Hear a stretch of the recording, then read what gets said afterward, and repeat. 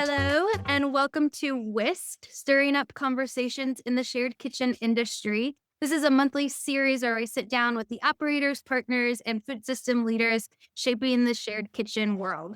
I'm Tyler, Director of Special Projects at the Food Corridor, the leading management software for shared kitchens.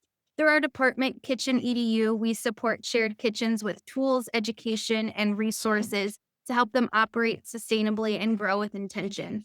Each month, we'll dig into a real conversation about what's working, what's challenging, and what shared kitchen operators need to know to better support the food businesses they serve. We're kicking off this new series with Sherie and Nick from the New England Food Business Advisors. They work closely with food entrepreneurs and shared kitchen operators, helping them navigate the business side of food, from planning and finances to growth and resilience. We'll be talking about how shared kitchens can best support their food businesses and key learnings from their experiences. So let's get into it. Thank you all for joining us today. If you could start just by introducing yourselves and how you decided to start and found the New England Food Business Advisors. Yeah, we'll start there. Well, thank you so much for having us. We love the food corridor and everything that you guys do. So my name is Sherie Theriault. I'm one of the co-founders of New England Food Business Advisors with Nick, and I'll let him introduce himself. Oh, sure.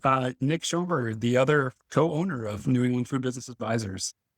Yeah, I guess let me jump in just to say, Sherie and I worked together closely at a shared commissary kitchen about a year and a half ago, but both come from the food space and have held almost all the jobs you can hold in the food industry.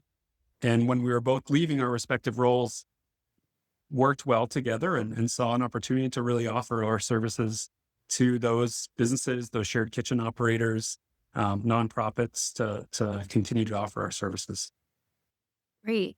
Thank you. And can you share a little bit about New England Food Business Advisors' mission and how specifically you work with the shared kitchen industry? Yeah. So at NEFB, we shorten it so you don't have to say it all the time.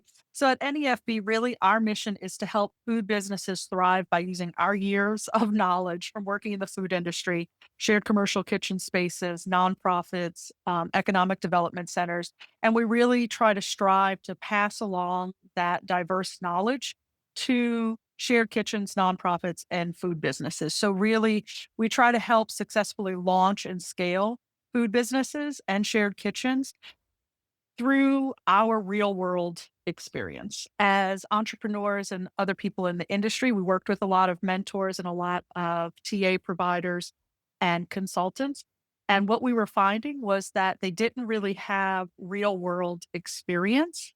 And that was really troubling to someone. I used to own a wholesale salsa company for 7 years. I operated out of a shared kitchen. And when I met with a lot of these consultants, they didn't actually know what I needed. They had theoretical understanding of food in general, but they didn't always really understand what it took to take a CPG company through the ranks of co-manufacturing, distribution, and scaling, and process efficiencies and such. So it was really when I turned to this, I wanted to provide those services that I could not find for myself. And I wanted to be someone that entrepreneurs and the food industry could trust. Awesome. That's great. So, what would you say then the top, let's just call it three business development pitfalls early stage entrepreneurs commonly encounter? And how can shared kitchen operators best help them navigate those? Yeah.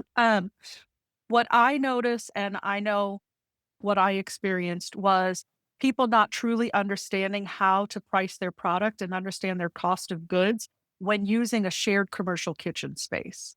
So, really looking at how to price their product accordingly, because once they move into that space and they're not pricing it accordingly, they're seeing their savings diminish. They are seeing they don't have any profits. They're not understanding how they price their product, and they didn't truly understand cost of goods and overall expenses and how to calculate that.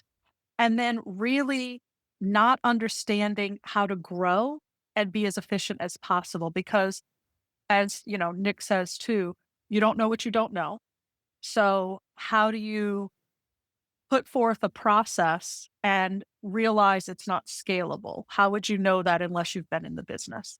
So that's really what we look at, is getting people as early as humanly possible from their concept to get them to see these pitfalls that are going to cause the most problems in the future for them, and really just giving them that information. I'll add there too. I mean, I agree with everything that Sherie just said. For the shared kitchen operators, and we spoke a little bit about this, is, making sure you're taking in the right businesses for the type of kitchen that you have, right? There are types of food businesses that are, it's financially, it's not going to make sense if that business is not, again, understanding their numbers to be able to pay the bills.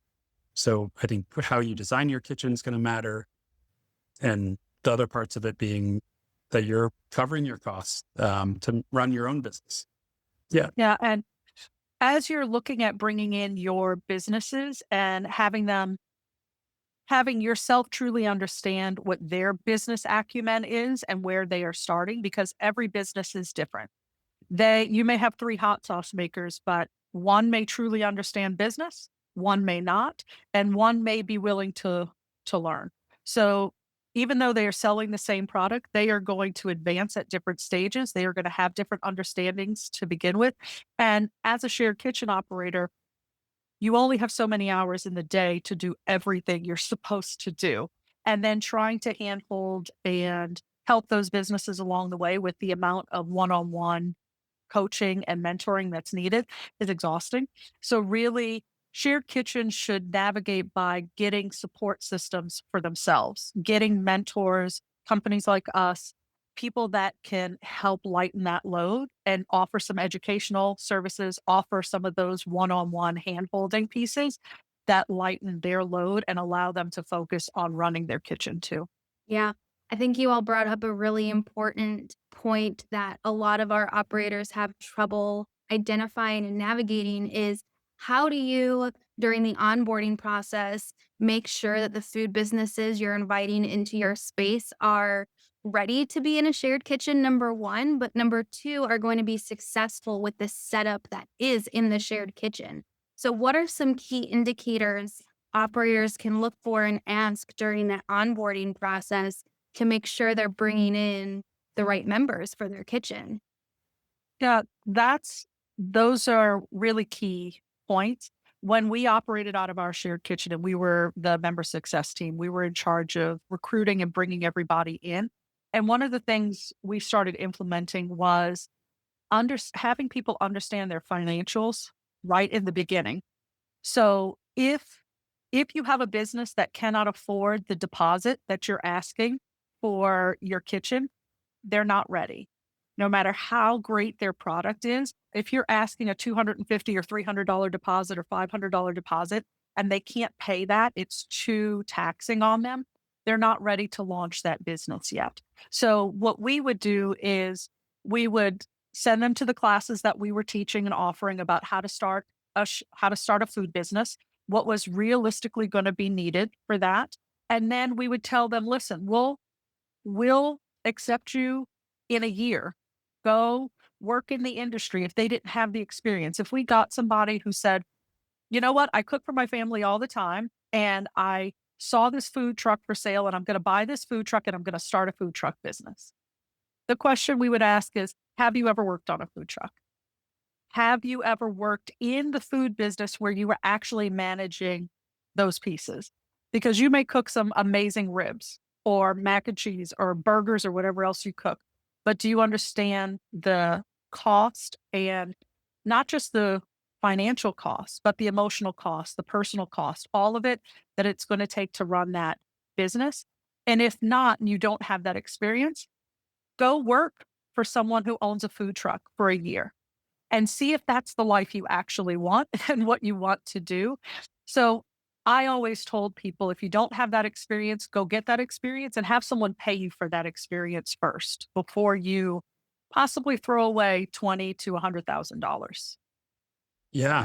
I'll just add to what Tree's saying. Again, it's part of it is a big part of his money, right? If you can't afford it. you're not doing, as a shared kitchen owner, you're not doing yourself a service by allowing that person in. You're already seeing the issues with them being able to keep up with their bills.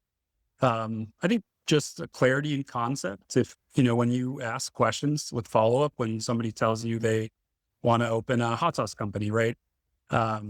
That they understand, okay, like how much does it cost you to make a batch of your hot sauce? If they can answer that or have a general understanding that they are tracking their numbers, that can be really valuable as like, okay, they're closer on than maybe others.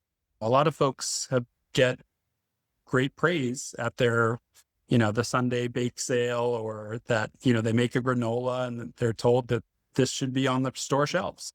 And I think there's a lot more to do to make sure that you really want to get into this business. Not everybody who makes something delicious should open up their own company. Yeah, that's a really good point that we hear a lot, right? Food is often born out of passion, and how can shared kitchens help food businesses navigate that thought process of determining, is this a passion project or hobby, or do I really want this to be a company and scale and get into grocery stores and learn the ins and outs of that side of the business? Yeah. Uh, So when we're meeting, oh, sorry, no, you can go ahead, True. you want to go, Nick? Oh, I'll go. I was just saying that when we're meeting with companies or we hold our, oh, go ahead, Nick, Oh, without cutting no. out. Yeah, no, I think we're on a delay. So if you want to go and keep going with your thought, that's fine. Oh, Tyler, would you mind asking the question again, and maybe I'll take it from the Yeah. top. And I can edit this part out too. No Perfect. worries. Okay, perfect. Yeah, all of a sudden, can you hear me now? All of a sudden, my We internet can, just yeah, we can went hear out. you, but hear it all delayed. Yeah. Okay. What I was saying was that as we are meeting clients and we host our class of basics of starting a food business, we really ask the question, why? Why do you want to start this business? Why is your product needed? Why is your service needed at this moment in time? Let's say it's a hot sauce company and you want to get on the shelves of a store. Why does the store need number 57 hot sauce? What's going to make you stand out? How are you going to tell your story? So it's really the why. And we have our clients really dig into the why of doing something. Why now? Why can your personal life sustain this? Why can your financial life sustain this? And why do you need to do this at this moment in time? And really having those questions answered. And how are you going to scale this business? And how much are you willing to sacrifice for this? Because owning a food business is, as in any business, is a full-time commitment of 365 days a year, 24 hours a day. So is this something that you really want to do? And are you going to be able to withstand the ups and downs of it and the trajectory of your business? Can you stay with that? One of the other big challenges we hear that food businesses have is navigating regulatory and different certification needs for their products and working in a shared kitchen. What do you see are the most common regulatory challenges for food businesses, and how can shared kitchens help prepare them for those and navigate the system? Keeping in mind that shared kitchens often don't have a ton of bandwidth to handle through this process. I can speak to that. I think it starts with getting to know your local health department to understand their concerns so that you're able to address those and show them that you are an operator that, takes food safety seriously, and instill that in the members that you serve at your shared kitchen. Um, Having them on your side and having an open conversation, open door policy with them is going to save you a bunch of headaches and time. It's going to show a benefit to your members that you have that close relationship. And ultimately, you want to prepare food businesses eventually probably to grow out of your space. And so instilling that kind of solid food safety operating procedures in their business from the beginning is super important. That's what we always recommend. Like, we want businesses to be legal businesses that are operating correctly. And so start with them. Again, they'll be able to connect you with what it is you need to know locally. But then also, if there's state or federal regulations that you also need to comply with, they're going to be the great kind of first step into that. Yeah. And as you're a shared kitchen, you're going to come across every business under the sun, and you're not going to know what a wholesale frozen dairy product needs to get to license versus a Mexican street corn cart. They're all different regulatory things. You're not going to know it all. So, like Dick said, really meeting with those people at the agencies and getting to know them and having them trust you, that goes a long way. If and when you make a mistake or your companies that are there make a mistake, they are much more willing to help you along and not turn a blind eye, but they know that that you're learning, and they are very happy that you're not fighting them, but just learning. Yeah, definitely. That's something we tell our operators a lot is your health department should be your best friend. They have Mhm. all the answers that you're trying to find and resources to help you through this process. Like, you're on the same team. Yes. It's not a versus situation. Yeah, and I will say, as someone who, like I said, operated my company 15 years ago, the health inspector that I worked with that gave me a hard time and I jumped through all of her hoops. She is now in my contact on my phone, and I can call her and say, "Hey, Diane, I have a client who needs X, Y, and Z." She calls me back. She understands that anybody that I am working with, she knows that I'm trying to help them do the exact right thing, and that I will always be sending them someone with complete paperwork. They know what they're doing. So that trust now goes into this career that I have of being a consultant, and that's at the state level too. So all the people that I worked with 15 years ago are now contacts that I have that I can pass along to people and connect people with. And so those bridges are huge for you to build. Yeah. And so these relationships can take a lot of time. And you mentioned making sure that your food businesses go to the health department prepared and knowledgeable. What other things can shared kitchen operators do at the beginning of trying to forge this relationship with their health department to build that trust? And maybe for some health departments who don't know what a shared kitchen is, help speak their language and understand what exactly they're doing. Yeah, when we worked with our shared kitchen, it was a matter of owning when we made a mistake, right? Not trying to hide it, not trying to deflect the blame, taking that full blame. "I'm sorry, we did this. That's my fault. What can we do to fix it?" Taking that ownership of it is really helpful. Offering them to come in to get a tour, to see what needs to happen, and just being really compliant with everything. Because I've worked in a lot of kitchens where it was, "Oh, the health department's coming. Hide this, hide that, hide this, hide that." And not necessarily shared kitchens, but just kitchens when I was working as a chef or as a waitress or anything else. And you don't want to start it off with that adversarial piece. Invite them in, get them to understand what you're doing, because you're always going to be or you may be the first in your area, and they are looking at you like, "What are you doing? You're going to have how many businesses doing what? And you want to smoke meat outside, and you want to do what?" Because you want to help everybody and you want to bring as many businesses in, but there are rules so you don't kill everyone. It's about safety. Yes. Yes. 100%.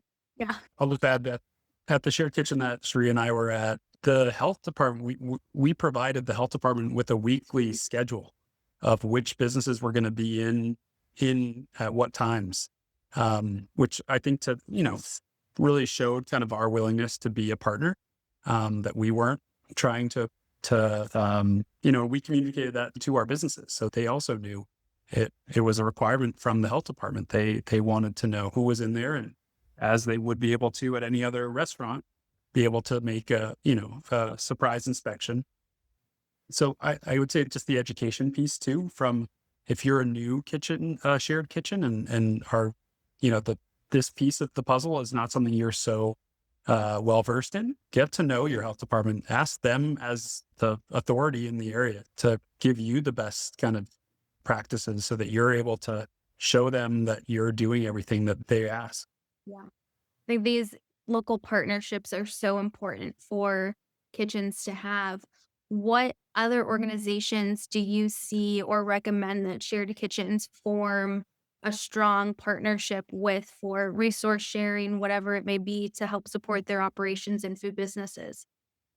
Yeah, what we would do and currently do is really advocacy work and bridging people together. So, building those resources, if you have a large contingency of CPG products, who are the local buyers in your area for local grocery stores?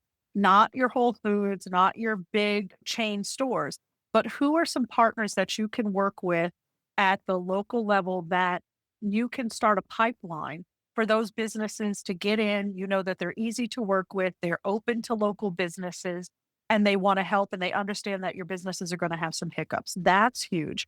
Also, if there are any colleges and universities or other people that are aligned with your mission, that other nonprofits, if you're a nonprofit, that want to support local food trucks, local caterers, local producers. So that they are willing to pay a little bit higher prices sometimes and work with people to build those community relationships. That's really huge. And so we did a lot of that with caterers, colleges and universities, and then again, grocery stores, and also local. Like we work closely with the Sustainable Business Network. You have local chapters everywhere. They put on food shows that are free to local emerging businesses. So anything like that allows your businesses to take some baby steps into the community where they have some leeway to make mistakes because they are going to make mistakes. And the people on the other end, on the receiving end, want to help, and it is a partnership. So we really look at how can we bridge those people together, and then any local resources for pitch competitions, educational programming, and pieces that are going on. I know we work with a couple of companies. The E for All is one thing that we mentor with for free, and then also the again, Sustainable Business Network, we mentor for free, and the Santander Cultivate Small Business Program just went nationwide. We've been a mentor with that for years now. So there's a ton of resources, and it really is about building the network of community members, both local and nationwide, that you can partner with to help your businesses grow. Shout out the local economic development agencies for resources. So you talk to the city health department. You should also be talking with your local economic development department. They may have funding, they may put on the workshop so that you can provide to your members, if you're a shared kitchen, some of these resources that you would otherwise have to pay for. But if the city's already doing it, that can be a great benefit to your membership. Definitely. Awesome. I want to kind of switch gears a little bit and talk about trends in the future of this industry and food businesses. So, what do you think the food sector trends are? What are you currently watching that shared kitchen operators should be aware of, whether it's, consumer preferences or distribution shifts, sustainability expectations? And when should operators take those trends and, for example, like bring in a dehydrator because dehydrated food is, on the rise? And when should they maybe wait and see what happens with this new trend before investing in equipment and infrastructure in their space? Yeah, there's some trends I like to caution people on because they're not always something you can build a long term business on. If you're constantly chasing trends, you're going to make yourself crazy. But just today, I was meeting with a client who is doing vegan, date based sweets. And she noticed that there's a lot of people doing a lot of things with mushroom right now. So she actually added a flavor that is mushroom based, and she is seeing that skyrocket. And we worked a couple years ago with a coffee company that they were doing mushroom based. So understanding that there are some trends and that's great. And you can do those as long as you're also possibly offering your core things as well. See how those things are going. And then regionally, things are different, right? So if you were in a space and regionally it is something that is very specific, like you're talking about the dehydrator, right? So maybe in the region that you're in, culturally, there are some snacks and treats and things that are based on dehydrated fruits and veggies and things like that. And you see an uptick in the market, then I would make sure that if you're going to invest in that piece of equipment, that more than one person can use it. So, how many people are actually going to use this product or this piece of equipment? How many people are realistically going to need it and for how long? And we always tell shared commercial kitchen, invest in the pieces of equipment that will give you the biggest return on your investment and help the most amount of people. You have a finite amount of resources. So, we really tell people to not go too much with trends and you can help people. Let's say you do have a company that wants to dehydrate fruit bits, right? And you can help them find a pitch competition or a resource where they could buy that smaller piece of equipment and see how it goes. And that's what we would do is really help them try and find the resources for themselves and then find the grants or the money to help buy the bigger pieces of equipment like large stand mixers or a larger oven that could also steam and proof and everything that you need. So it was really about utilizing your resources to help as many people as humanly possible. And then for the one offs, trying to help them find their own resources that could allow their business to grow without necessarily investing, yes, in a $15,000 piece of equipment that will help one customer versus your 50 other members. And oh, the other thing I was going to say is that the other thing I was talking about to the person today too was distribution. She was really looking at how she is growing and what distribution, self distribution versus getting a distributor looks like. And what we are noticing is that before, so many customers, especially CPG customers, could go in and businesses and talk to the owner of the shop or the store manager or the buyer and get their product on the shelf. That is diminishing. Grocers are hiring less people. The people that they do have on are taking on more jobs, and they're really moving more towards having a distributor in place in order for you to get into the shop, which is a huge barrier of entry for your CPG companies. So it's understanding how to grow at a pace that makes sense and price your product accordingly so you can get a distributor and understand how you're going to grow with that distributor. Yeah, we likewise notice a lot of those gaps, especially in the mid-range businesses where they Mhm. don't have enough production for those large pallet orders that distributors Yeah. want to take on.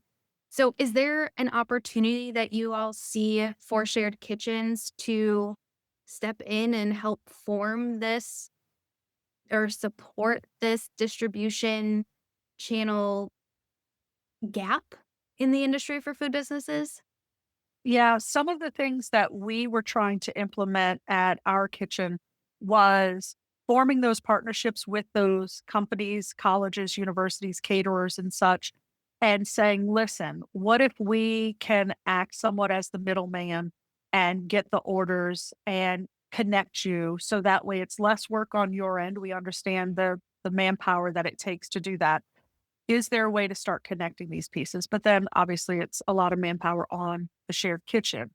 But a lot of times having those resources in place sometimes pushes down the barrier of entry.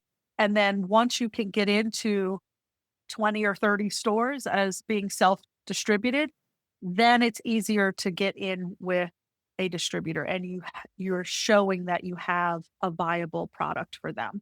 So a lot of times it's doing the research in your community to find those partners. And it can be farm stands. It can be smaller boutique shops where you have more curated products, cheese shops, those local mom and pop places that understand your struggle and are willing to help you. And then once you get that footing and possibly if you can do some direct to consumer to get those sales up, then is it a little bit more readily accessible for you to get into a distributor. I'll add, I think I'm what do they say, like a broken record here. Sure. But the education piece, right, of like kind of demystifying what it is for the producers of food in those institutions looks like, because, you may want to sell to them, but, they're not going to open 200 8-ounce jars to put your sauce on the menu. So understanding that you need to be looking at different packaging that will be more kind of suitable for those larger institutions. I think that's a great way. And if you're the owner of a shared kitchen or work for a shared kitchen, just kind of facilitating those relationships, just even inviting those folks in the local hospital, the local catering company to get exposure to your businesses, but also share the back and maybe doing a tour to those kitchens. So you get to see, this is the 5-gallon bucket that we use to put marinara on the menu for 3,000 kids that come through here daily, to really kind of put it in perspective for folks to get that kind of sense of growth and start to work towards that. Yeah. Looking and thinking about the evolution of shared kitchens, this could be a direction that they start to go in the next couple of years. Where do you see shared kitchens evolving the most in the next 3 to 5 years? And for any partners that may be listening, how can partners of the industry help shape and support that evolution? Yeah, it's realistically, we're in a time where the market is saturated with local products. So we really need to make sure that these businesses stand out and can thrive. We're in tough economic times right now with the costs of food and labor and supply chain issues and such. So really making sure that the kitchen you are running is streamlined as well, that you have the education yourselves, the people that you're hiring are educated and understand the businesses that are coming through. So that way you can be of as much use to your members as possible. And understanding that what you can't do, make those partnerships and outsource it. Any educational pieces that you can give to your community is huge, because that is really going to be the pipeline that's coming into you. So, can you offer some free webinars? Can you offer some classes where you educate the community before they get to you as the kitchen? And kitchens are really going to need to, again, be educated about the different types of businesses that are coming through, because we have so many local businesses that are starting food businesses. It's one of the easiest things to start. Everyone knows how to cook usually, or knows someone who knows how to cook. You have to eat on a daily basis. So there's a lot of people who want to start a food business. So how can you weed through, vet your best clients to come in and become members? And then how do you have that educational piece? So that way, if they're not ready right now, you send them back, they get some education, they get some understanding of what they need to do. And then you have a steady pipeline of members who can pay their bills coming into your kitchen. And that's going to be huge, because what we have seen a lot of is people wanting to be nice and wanting to let everybody in because they don't want to say no and they don't want to be mean. But what's really mean is having someone blow through the only savings that they have on a dream that wasn't possible at that moment. And now they can't ever do it. So what we like to tell people is, it's not always the right time. What is it the right time for it? Let's figure that out. Let's have a really good, honest conversation. And so I think that is where kitchens need to move into and be as streamlined and efficient as possible. If you have worked with an architect and a designer and you understand the type of kitchen that you are, don't let in businesses that don't fit that criteria, because it's only going to cause bottlenecks. It's only going to cause frustration, and it's going to take away the time that you need to help these businesses into turnover. And as we all know, keeping a customer is cheaper than getting new customers.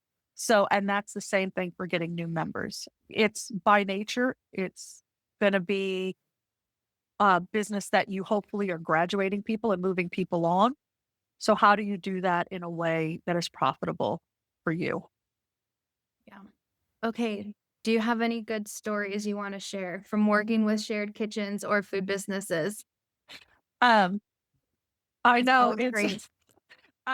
it's really nice when we get to see businesses grow, right? Like the call I was on today was really with a woman that I helped her launch her business 3.5 years ago, 4 years ago. She really did not know what she was doing. She's working in her kitchen and she just had this dream of doing these date confectionery things, right? And so to see her today and meet with her 3 or 4 years later and see that she's almost at $100,000 in sales, she's doing well, she's growing how she should be growing. She listened to all the stuff about cost of goods and profit margin, and she is steadily growing and keeping with it. That's great because her dream is flourishing, right? And it's going to take a while, but she's profitable, which is nice. And we've had, unfortunately, plenty of businesses that they were 5 and 6 years in. They went through $100,000. They're in Whole Foods and they didn't know that they were losing 50 cents a jar on their sauce because they were too scared to do their cost of goods, right? It's heartbreaking when you meet people at that stage and you're like, oh, okay, I don't know how I can help you stop this bleeding at this moment, but let me try. And it's really hard to undo those bad habits and things that you put into place because you just didn't know. So we really try and meet people as early as humanly possible at concept. So that way we can see them move on from a shared kitchen within months because they did everything that they were supposed to, listen to everything, and then they're in a co-manufacturer and they're in stores and they're growing and they are doing well. So those are the things we love to see. Or I travel sometimes in the summer for work and then I'll be in a grocery store and I always look and I love when I'm like, "Oh, look at them. They have I helped them with understanding their cost of goods years ago. Look at this. This is great." Like so that you feel like a proud like parent or family member. You're like, "Oh, that's so awesome."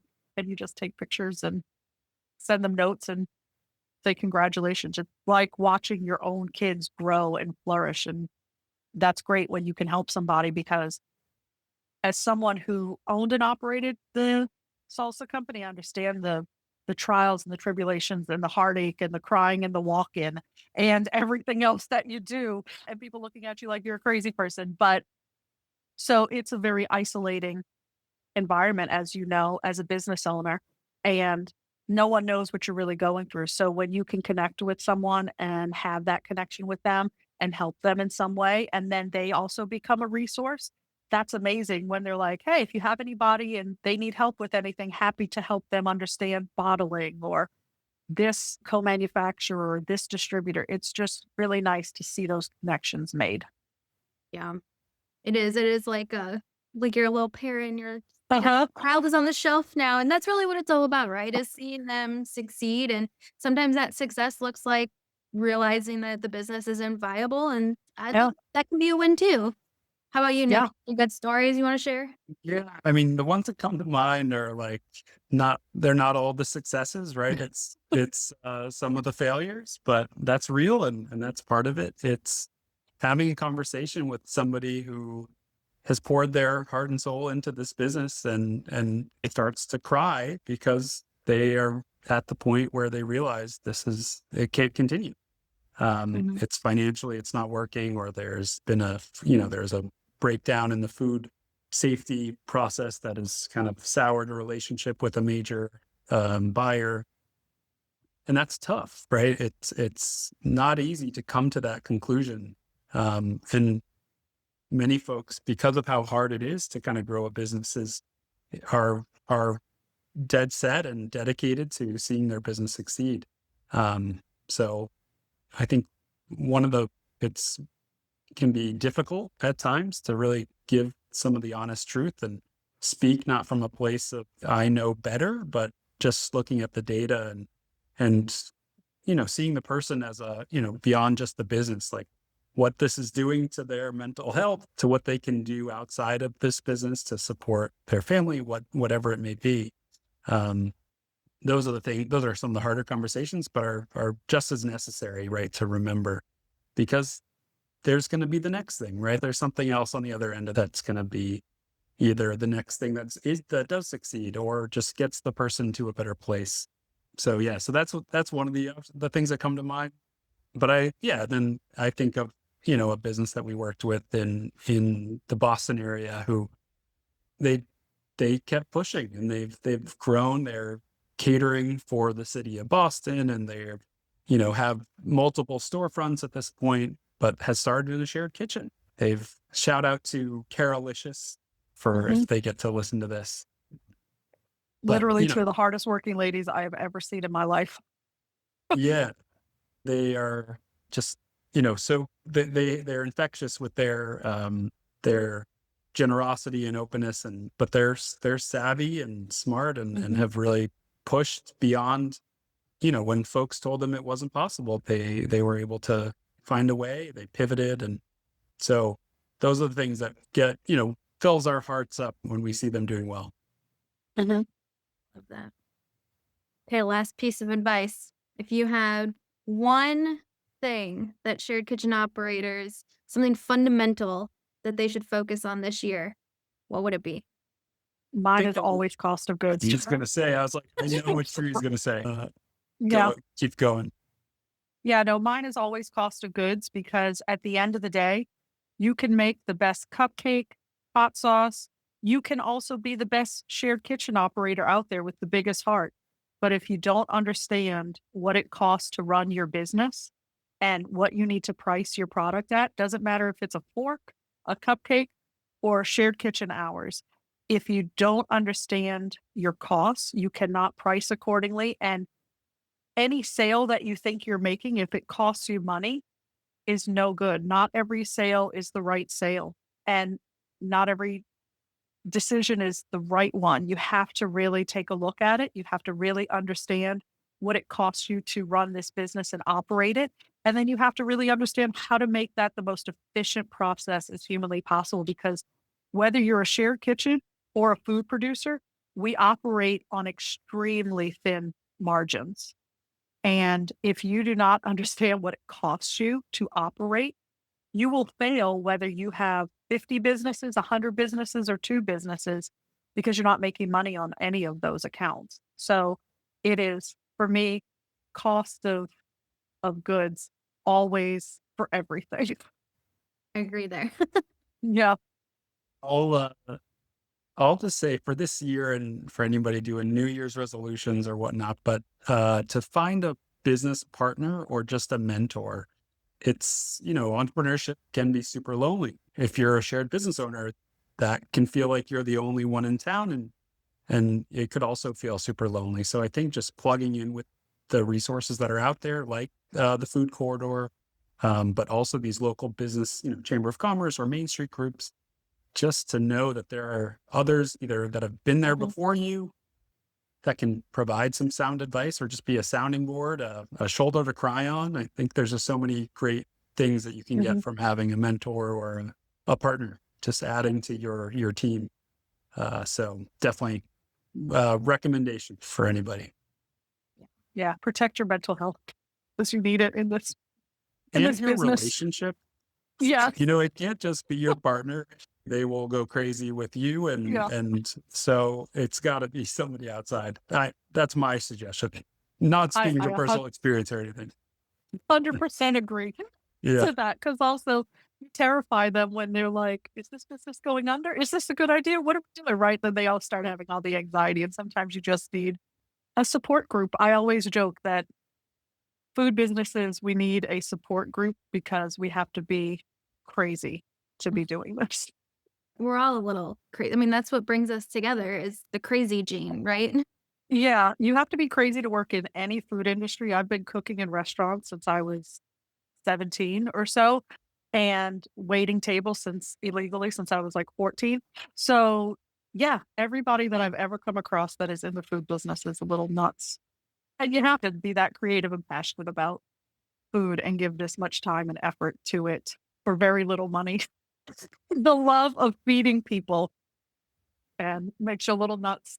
So yes, you need that like-minded group of people that genuinely understands why you're screaming and crying in the walk-in. Yeah. And why it has to be in the walk-in, like, being Yes. in a cold environment with organization and Uh-huh. that you can just concentrate on, like, there is something cathartic about Yeah. being 32 degrees space and breaking down. Yeah, no, I will tell you, I had salsa bombs happening. I had a defect in my packaging that I didn't realize, and then only found out when I was getting calls from my distributor and my stores saying, "Hey, salsa's exploding." So was picking these things up. They were exploding in my car, and I just sat there. And I was one of the people that helped a lot of the people in the shared kitchen. So they're walking in, and I am peers. And I'm a very unemotional kind of person. I'm a very logical person, as cost of goods was my top piece. And they just didn't know what to do. They were like, Cherie's crying in the walk-in. What do we do? And I was like, just let me cry. I just need to cry in here in silence where I can close that big door. No one is around. No one sees me. And I just break down because you're like, what?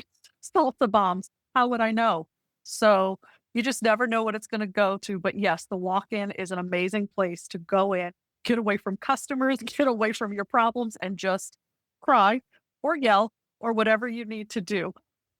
Contemplate Bag your of life. cheese, whatever. Yes. Yeah, there's food around you if Yeah, you see need to what's in eat. the yeah, check Not what's in the according to the fridge. health department. We don't do that. We do not eat in the walk in, but just, yes, have a piece of cheese to calm yourself down. Uh-huh. So you're not just a walkout. That's a great segue, though, into your newly formed Shared Kitchen Alliance. Would you like to plug that meeting that you all have next month Yes. and this quarterly meetup that you're doing for the industry? Yeah. So part of my background is social work. I have a degree in social work. So one of the things I love doing is creating advocacy and bridges and networks for people because at the end of the day, none of us do this alone. Not one of us gets through this life alone. So when we went to the Shared Kitchen Conference in Cleveland, which was amazing, and again, thank you. I thank you so much, but we loved it and we met so many amazing people. And one of the things that we noticed was the camaraderie, the mentorship, and that was one of the things that Ashley tried to drive home during that conference was mentorship. And that's something that Nick and I truly believe in. We do a lot of mentoring with a lot of agencies here and we really believe in giving back to community and to fellow entrepreneurs. So, what we wanted to do when I got home and I thought about it, because everybody that we connected with said the same thing. We want to keep this connection going. This was such an amazing conference. How do we not lose this? So, I met with Nick and then Katie Melnick from Fizz Collective, and we met with Jacob and Paul from Paul Designs Project. I always mess up his name, and said, "Hey, how do we keep these connections going?" And so I had always wanted to start, like I said, a support group for the last 15 years of how do we bring people together and mentorship, networking, advocacy, and just community. So they were on board with creating this, what we call now the Shared Kitchen Alliance. And that's really for anybody that's in the shared kitchen sphere. Sh- Shared kitchen, incubator kitchens, food entrepreneurs that need a safe space to come and talk about their wins, get some mentorship and some expertise. So we're going to have our first meeting next month on Wednesday, February 25th. You can email myself, Sherie at nefbadvisors.com to sign up. And it's free to anyone to join. And the way the meeting is going to be set up is 30 minutes of introductions, wins. If you have anything that you would like to share about grants or opportunities or anything along those lines, we'll do 30 minutes of that. And then we'll have 30 minutes of breakout rooms where you can meet with us. Nick and I will be in the NEFB room. Tyler, you're going to be there. And at some point, you want to have a breakout room for the food corridor. Biz Collective, who does all branding, will be answering any questions that you might have. And then Paul's design projects will be doing anything about architecture, design. You have a kitchen space that you need to understand how to make it function. He's going to be answering those questions. And then throughout the year, we're going to have different partners come and answer different questions. So we're open to any questions you might have, topics you might need answered. And it's really just a place for nationwide for us to join and keep this momentum going. Love it. We'll put your email address in the notes of this as well, so everyone has it on hand and they can email you and get involved. So be on the lookout for that and join the conversation. But I want to thank you all for joining us on our very first episode of Whisked. So thank you, Sherie and Nick from the New England Food Business Advisors, for sharing your insights about the important work that you do supporting entrepreneurs. We'll also link your website in the description of the video as well, so people can check out more about your work and get in contact with you if they'd like to partner. And then you can learn more about the food corridor and how our app supports shared kitchen management at thefoodcorridor.com. You can book a demo with one of our sales representatives to see how we help keep you out of the office and focused on growth in your kitchen. We also have reporting on the app that'll help you with these numbers and understanding your cost of goods and financial health of your operation. You can explore our sister site, The Kitchen Door, to connect with qualified food business leads in your area. And for more learning opportunities, be sure to check out Kitchen EDU, our educational support hub designed specifically for shared kitchen operators and the businesses you support. And of course, you can find more conversations like this on Whisked in our monthly newsletter. And until next time, thank you for being part of the Shared Kitchen community. Thank you so much. Guys.